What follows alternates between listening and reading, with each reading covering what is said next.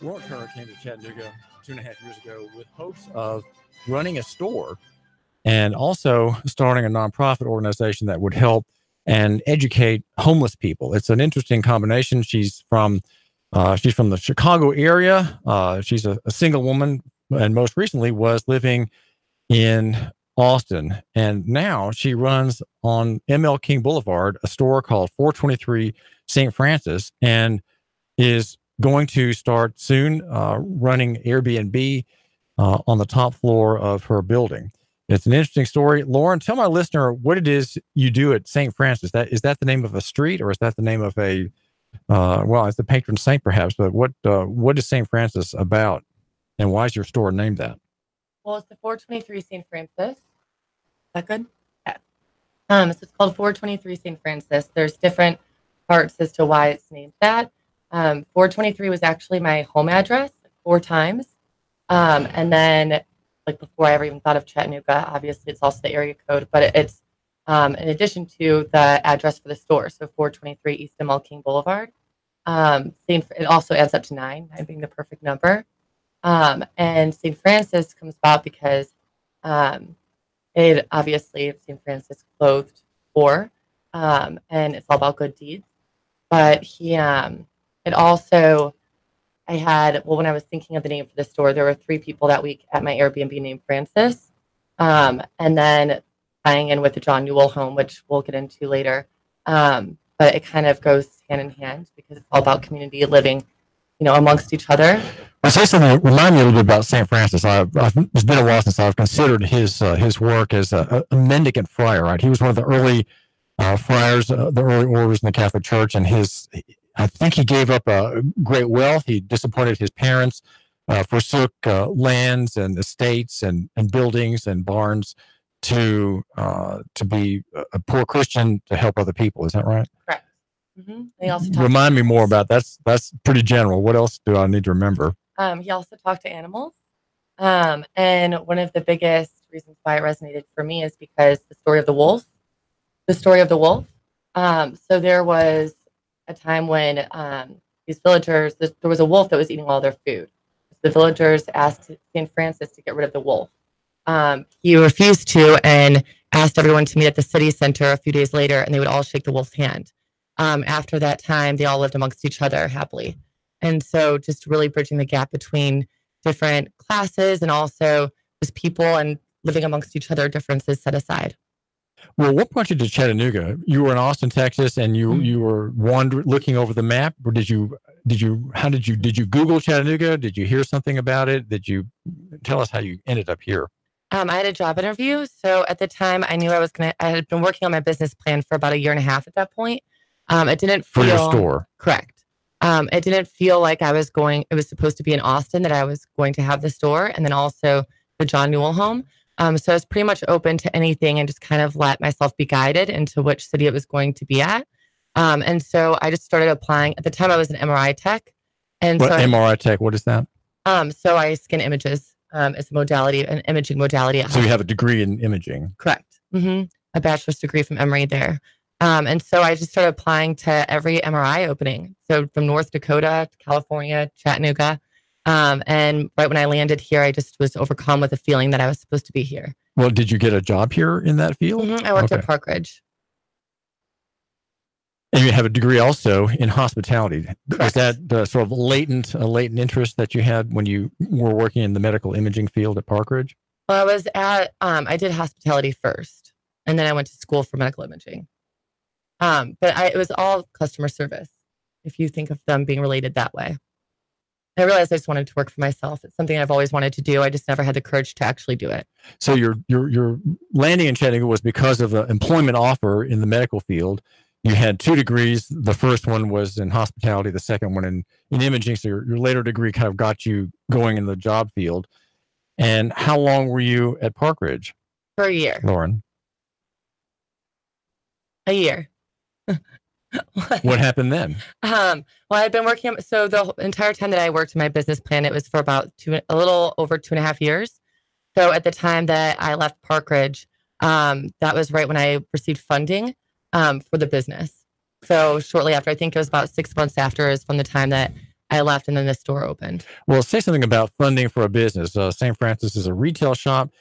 Give my listener some idea of what he or she might find there, first of all, and then we'll hear about how you got the capital for it. Sure. It's modern, simple clothing that's comfortable and also with details. So everything I choose is really great quality fabric, and it's just heightened clothing that's still simple, modern. So any person can take it and like tweak it to whatever their style is. Well, that this shop is on ML King might make one think, okay, this is someone who's really on the vanguard, or this is someone who doesn't realize that ML King has kind of a long and sad history in the past. Though it's been improved, there have been new sidewalks, trees put up, and so on. There, it's been improved by the city with making it more of a welcoming place. Is that what you were thinking when you landed at 423 ML King Boulevard? Yeah, I definitely saw the potential, and it just felt like a great fit. Obviously, I was familiar with the North Shore and the South Side, both of which I love those areas as well. But I was overcome with just, like, when I went to ML King and I was looking for a space for the store, I just had a lot of belief into where it was heading. And well, why ML King and not, let's say, Ottawa? Because it needed to be in the city. It needed to be, okay. Not in Ottawa. All right. So there's something important about being in the city center and not in the suburb. Yes. And to reach, as many people as possible. And you're thinking, of course, also that this is a sort of poor area, or has many neighbors who are not wealthy and maybe paying rents, and maybe they have somewhat shabby circumstances. And so those are the people you're hoping maybe to help, or people who are maybe connected with these neighbors at your proposed nonprofit charity. So who is John Newell, first of all? Why have you already decided on the name of this charity, and what would you be doing in it, Lauren Turner? So when I was living in Austin, Texas, I met this guy named John Newell. His street name was Captain.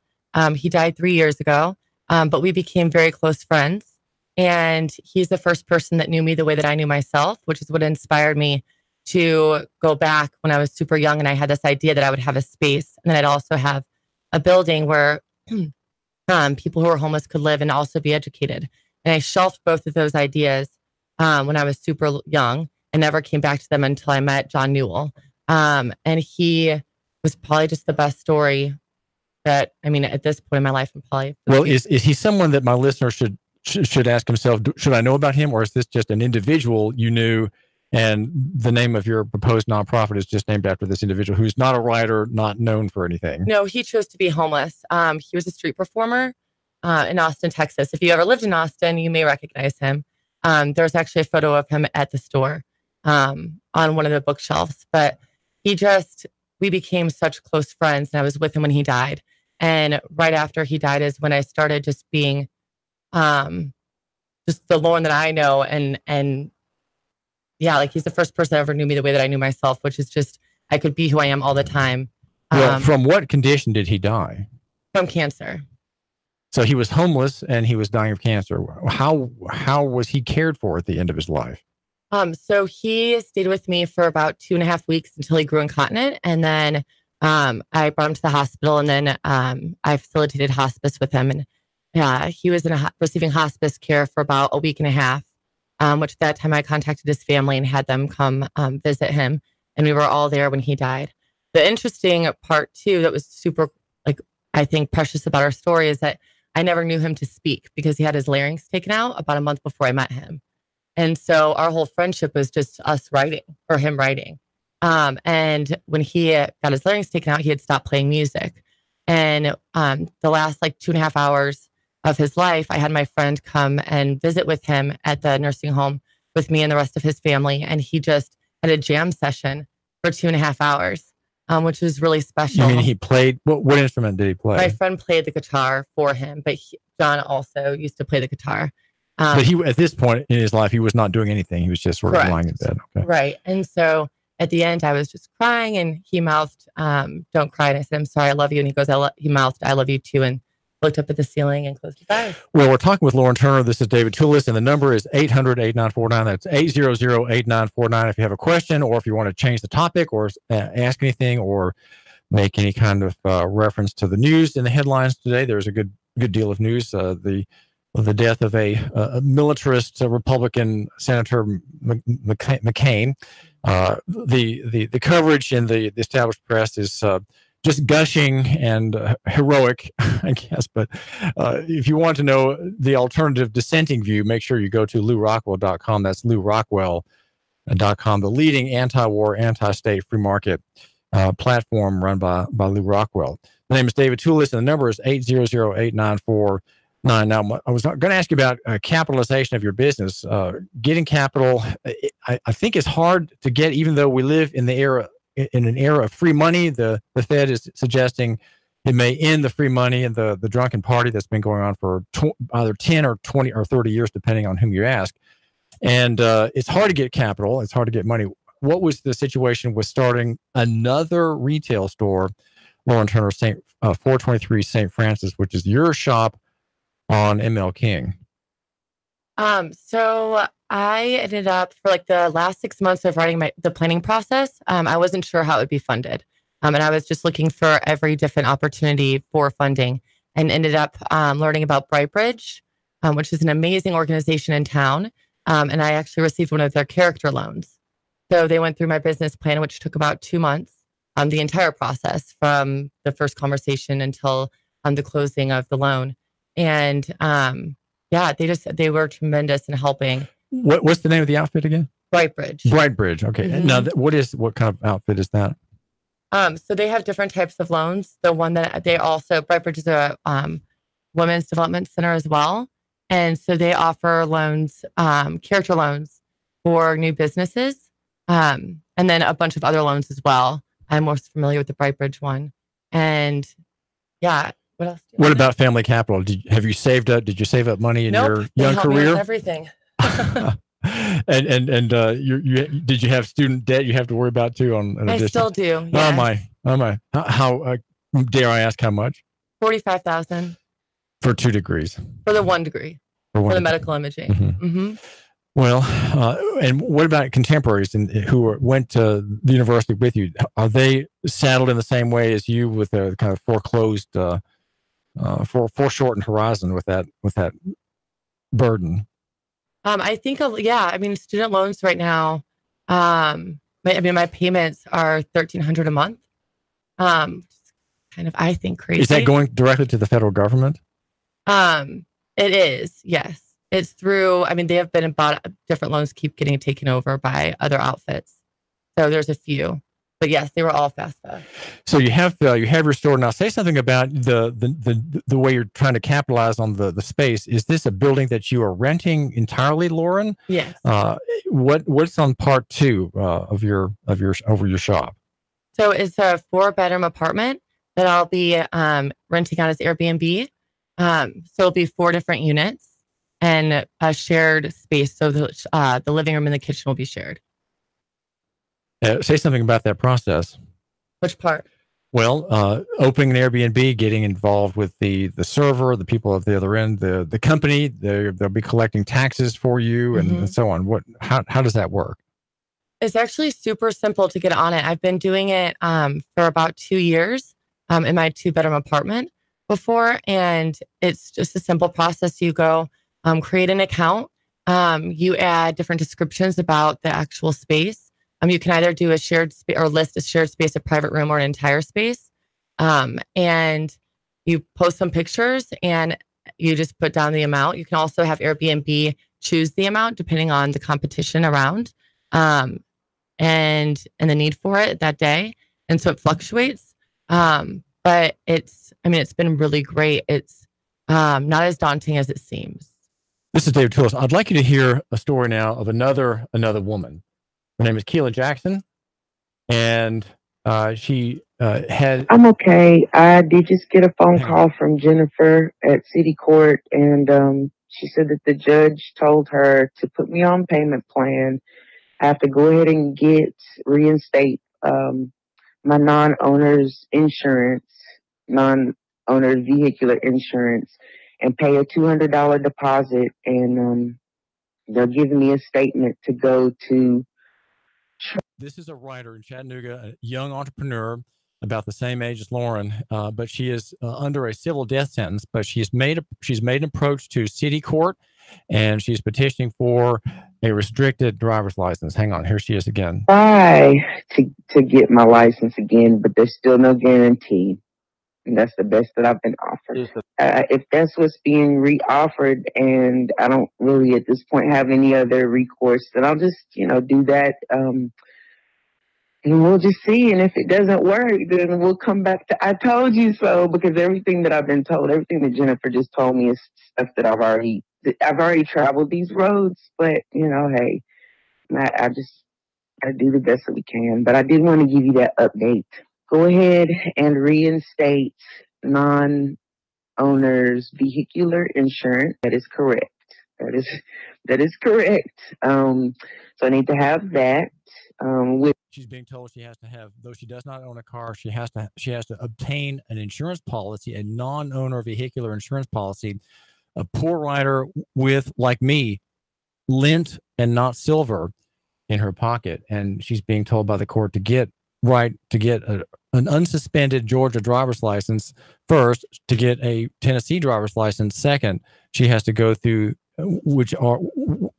steps which I would say are an absurdity. And my comment to her this morning is the law does not require absurdities or impossibilities. Before, it was around $50-something a month. I can't even remember what the initial I don't remember what the entire policy was, but I did by month. So it's like $50 a month. So I need to do that, and then have a $200 deposit, and then she will go ahead and allow me to make the payments via the payment plan, and then I have to get my license. Jennifer in the clerk's office, and it's through Judge Patey was the one who actually ended up with the petition. And then number 3, I have to have my license within 30 days. That means that in essence, it means that I need to pay this money off within 30 days, because I already know what the DMV is going to say. They're not going to release anything until the state of Georgia is handled. And the state of Georgia won't be handled until I have the clearance from Jennifer. So it's still all a huge circle. Okay. So she said that I have to have my license. I have to have it from the state of Tennessee within 30 days of the initial payment plan deposit. Okay. And then by then it'll be handled, which it's not really handled. It's just that now I'm on an expedited plan to pay this money. That's what it is. It's an expedited plan. And there's no certainty that if she makes the payments that it will succeed, and that the payments will hold, and that they will be put on her account as having been paid. This has been a problem I've heard elsewhere among women of color whom I've interviewed about this problem. They are entrepreneurs, they're hardworking, and they are facing a civil death sentence. We're talking, I bring her in because we're talking with Lauren Turner, an entrepreneur here in Chattanooga, who has care for the poor and care for the homeless. And there are people who are homeless on account of circumstances just like this. People who can't get through the system. They're stiff-armed by the system. They can't get around the rules and regulations. This woman has $600 in Chattanooga fines to city government and $200 reinstatement fee in Georgia to get that license restored, so that she can then apply for one in Chattanooga. She is being given a rat race runaround, and court clerk Swafford is trying to help her. He made, I must say, when I heard Keela say that she had submitted the form, a petition for a restricted driver's license, that she got very fast response from city court clerk Swafford's office. But I mentioned her, and I want her to be a contrast to you, Lauren. You are an entrepreneur, and as you and I have an easy way of traveling down the road, there are people who are unable to move freely. They have to take the bus, they have to hitch rides, they have to walk. This woman walking, the young journalist walking 15 miles a week just to get from point A to point B, and hampered at every turn, hampered by the inability to communicate, the inability to go from place to place. So, Lauren, tell my listener just quickly, your shop is 423 St. Francis, and what's coming up the next day or two? Hey there. So on Thursday, there is going to be from 6 to 8 an event called the Dog Days of Summer Are Over. And it's going to be 20% off the entire store. 10% of the sales are going to be donated to the Humane Society and McKinney Animal Shelter. Lauren, thanks for joining us. Thank you. Lauren is at 423 St. Francis and is going to be doing Airbnb on the second floor of her shop. It's on ML King. Make sure you go by there. Classy men's garb, classy women's garb. This is David Toulis, and the number is 800-8949, 800-8949. Call me, David Toulis. 3, 2, 1. Chattanooga Radio, Digital FM 95.3 HD4.